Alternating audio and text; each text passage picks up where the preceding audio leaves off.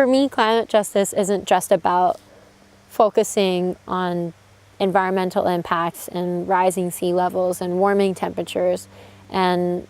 especially at the UN climate talks, I really learned that it's also not about expecting solutions from these bureaucratic spaces, and that change won't happen with signatures and political promises. And as a youth, there is so much focus on the future and what our future will be like with these climate change impacts. The critical piece that must be in this narrative about climate justice is the mess that got us here in the first place, and that is the occupation, exploitation, and extraction of these lands from colonialism and from capitalism. And until those power dynamics are really called out in a critical way and addressed in these conversations and spaces for climate action, we can't have these sustainable solutions that we're all searching for that mean long-term change and a long-term healthy future that we can all count on, until we really begin to address the past and bring that into our present in a way that recognizes these different systems at play.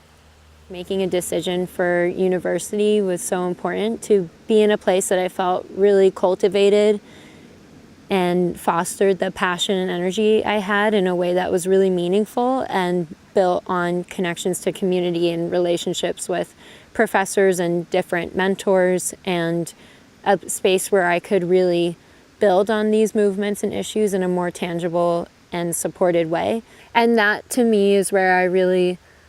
learned the importance of critical thinking that academia can support you with understanding that we need to go deeper than symptomatic solutions to these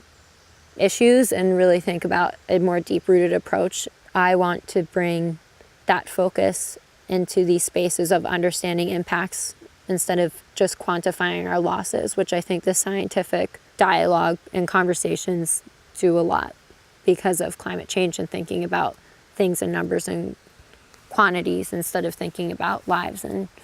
stories and experiences that people have. When we're thinking about climate change, there's so much uncertainty in these conversations and in these issues, especially when we're experiencing the impacts and the sadness and the real loss and grief every day. And I think in that uncertainty, there's space to be hopeful.